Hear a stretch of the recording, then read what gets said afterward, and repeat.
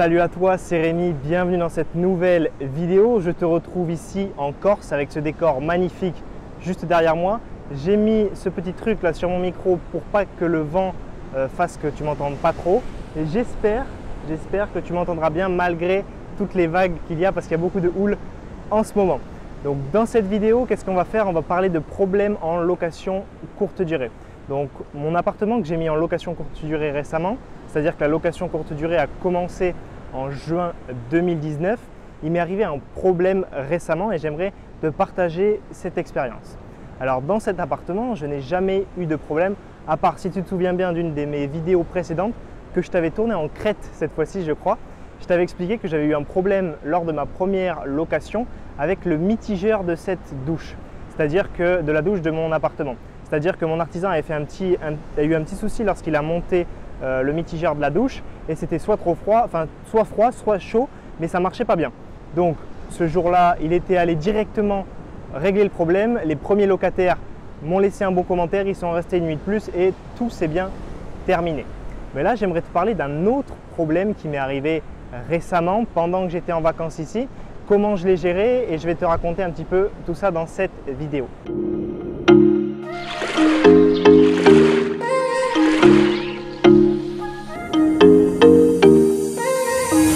What are you saying? Not the time or the place, baby, it's not right. It's not right, no. Going insane. Ce qu'il faut bien te dire, c'est que cet appartement tourne très bien et il me génère 300 € de cash flow par mois à peu près, parce que ça varie, c'est de la location courte durée.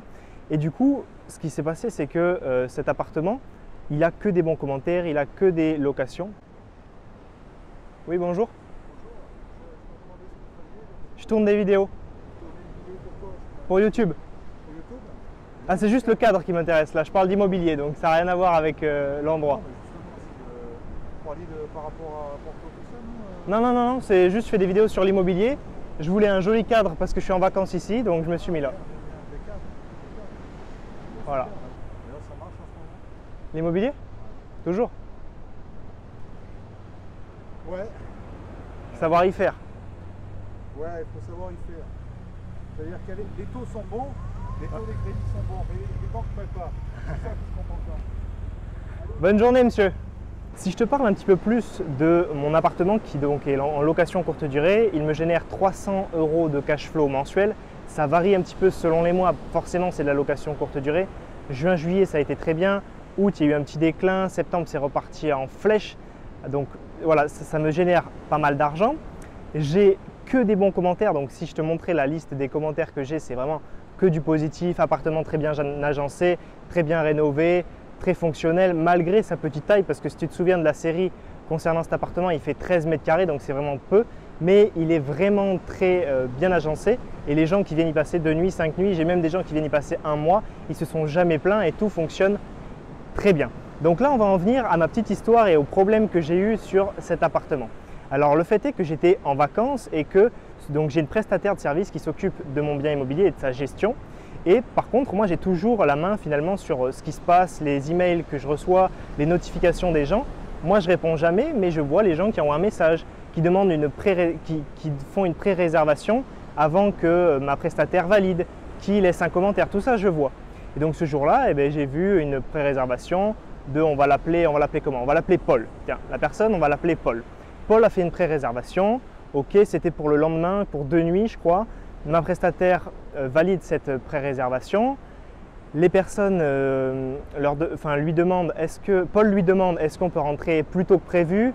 Donc non, d'abord il lui demande est-ce qu'on peut arriver à 18 h. Ensuite tu lui dis non, on ne sera pas là à 18 h, mais finalement à 14 h. Alors que l'heure prévue de rentrer dans ce genre de bien immobilier, c'est 15 h. En tout cas chez moi, c'est 15 h.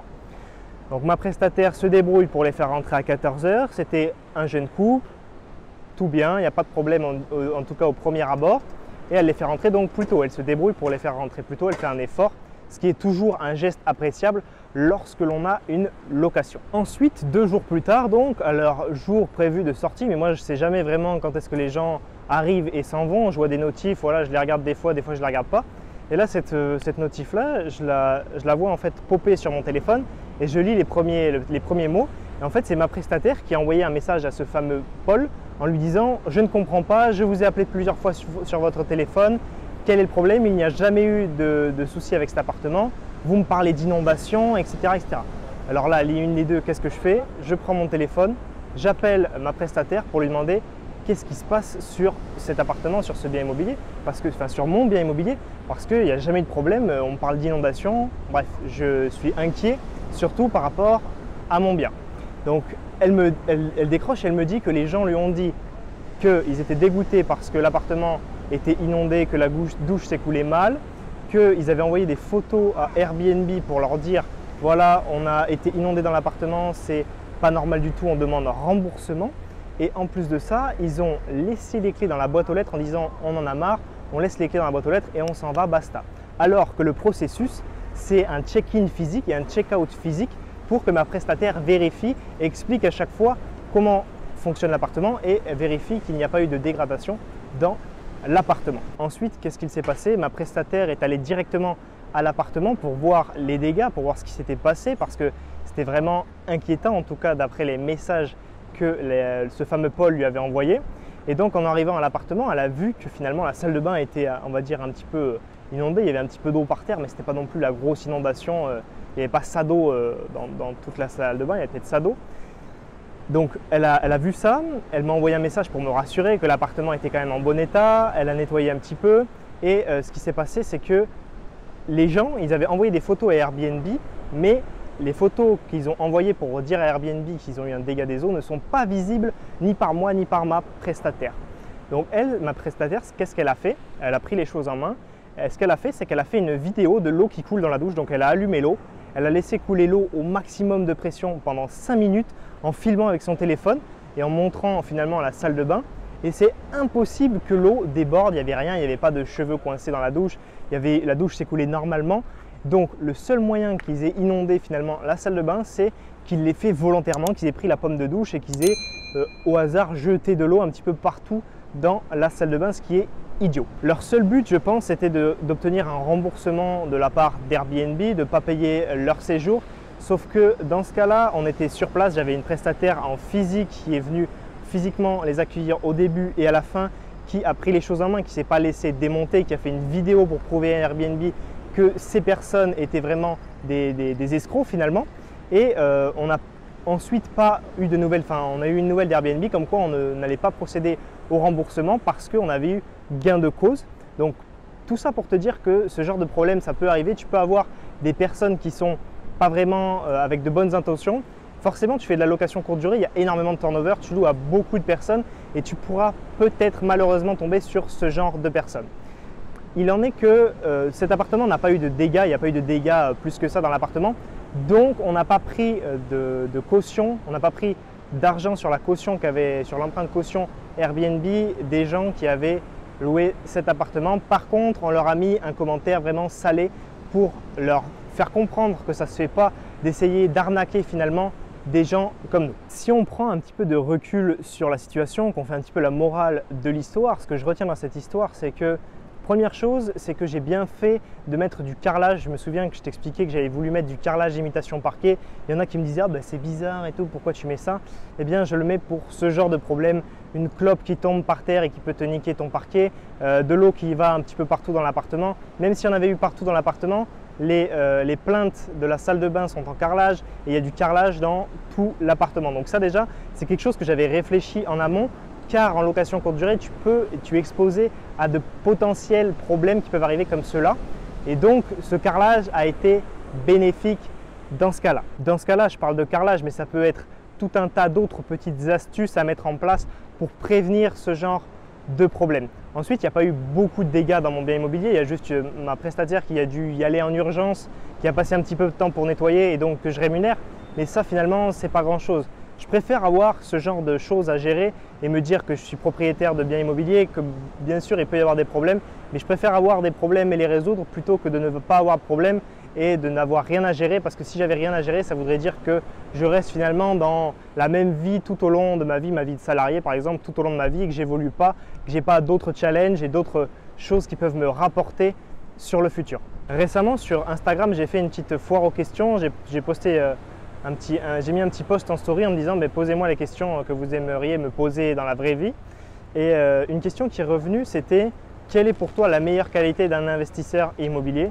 Et la première chose qui m'est venue en tête, et pour moi la chose essentielle dans ce cas-là, c'est la résolution de problèmes. C'est-à-dire que plus tu vas avancer en immobilier, dans l'entrepreneuriat, dans tout ce que tu entreprendras dans ta vie, plus tu auras de problèmes et ta faculté à progresser, à performer de plus en plus, ça va être ta faculté à résoudre petit à petit ce genre de problème. Comme je te l'ai dit, je préfère avoir des problèmes qui sont quand même pas souvent et minimes avec mes appartements plutôt que de ne rien avoir et d'avoir une vie lambda de salarié classique. En tout cas, c'est ma vision des choses. Ce que je vois, c'est que j'ai des loyers qui tombent, j'ai des nuitées qui sont bookées tous les mois, je book presque entièrement mes mois sur ma location courte durée, j'ai des loyers, du cash flow qui tombe, j'augmente progressivement mon style de vie et tout ça, ça ne peut pas se faire sans aucun impact. Donc il y a forcément des petits problèmes, ça va peut-être être un petit peu compliqué certaines fois, il va falloir les gérer. Mais ce qu'il faut te dire, c'est qu'en gérant ces petits problèmes, c'est comme ça que tu vas évoluer, tu vas devenir meilleur pour aller vers ta vie de rêve. Devenir investisseur, ça implique des responsabilités. Des responsabilités, ça implique d'avoir des problèmes de temps en temps. Donc, tu vas devoir gérer ces problèmes-là. Mais le but en devenant investisseur, c'est que tu sais que tu vas gagner de temps en temps et perdre de temps en temps. Mais le but, c'est de gagner beaucoup plus souvent que tu ne perds, gagner beaucoup plus d'argent que tu ne vas perdre d'argent avec les problèmes qui vont être dans ton appartement, créés dans tes entreprises ou quoi que ce soit. Donc vraiment le but c'est que tu te dises que tu vas gagner beaucoup plus que tu ne vas perdre. Il y a beaucoup de gens qui me disent j'ai peur de me lancer dans l'investissement immobilier, les locataires vont tout casser, ils ne vont pas me payer, ce genre de choses là, je vais avoir l'appartement tout dégradé. Ce que je peux te dire c'est que sur mon logement, il y a plusieurs choses que j'ai mis en place en amont pour éviter ce genre de problème. La première c'est que je suis assuré, mon logement est assuré. La deuxième, c'est que j'ai une prestataire en physique, c'est-à-dire qu'elle est sur la ville où il y a mon appartement, elle fait des check-in physiques, des check-out physiques, elle est sur place si jamais il y a des problèmes et j'ai mes artisans également dans cette ville qui peuvent intervenir en cas de souci. Pourquoi? Parce que je les ai fait travailler sur mes chantiers, je les ai fait travailler sur des chantiers de certains amis investisseurs à moi, donc je leur ai rapporté de la clientèle, des sous, donc ils sont un petit peu redevables pour moi de venir en cas de problème, comme mon artisan est venu le jour où j'ai eu ma première location Airbnb et il y a eu ce problème de mitigeur, il est venu dans la journée. Donc tu vois, il faut que tu mettes des petites actions en amont pour finalement que ces problèmes soient moins graves, réduire la gravité de ces problèmes grâce aux actions que tu as mises en place en amont. Le but de ma chaîne YouTube, c'est de te montrer que tu peux investir dans l'immobilier en partant de zéro, comment faire, te montrer les bons côtés, le fait que je gagne de l'argent, du cash flow positif avec mes biens immobiliers. Mais cette vidéo, elle est également là pour te montrer le plus, on va dire, mauvais côté des choses, que tu peux avoir des problèmes dans tes biens immobiliers. C'est pas tout rose d'être investisseur, il faut travailler, il faut gagner, il faut perdre certaines fois. Et le but avec cette vidéo, c'est de te montrer une vision globale sur l'investissement immobilier. J'espère que tu as apprécié cette vidéo. Si c'est le cas, pense à la liker, pense également à la partager. Si tu as eu des mauvaises aventures dans tes biens immobiliers, tu peux également me le dire dans les commentaires, je serai heureux de te lire et de voir comment tu as géré ça. Pense à t'abonner à ma chaîne YouTube et activer la petite cloche et rejoindre une communauté grandissante de plusieurs centaines d'investisseurs immobiliers. Et peut-être que tu te demandes, mais concrètement, comment faire, comment investir dans l'immobilier en partant de zéro? Pour ça, c'est très simple, j'ai créé 1 heure de formation offerte. Pour y accéder, tu cliques juste en dessous dans le lien qui se trouve dans la description et tu recevras 5 vidéos de formation totalement offertes qui t'expliqueront de bout en bout, étape par étape, comment réussir ton premier investissement immobilier. On se retrouve de l'autre côté, c'était Rémi, ciao ciao.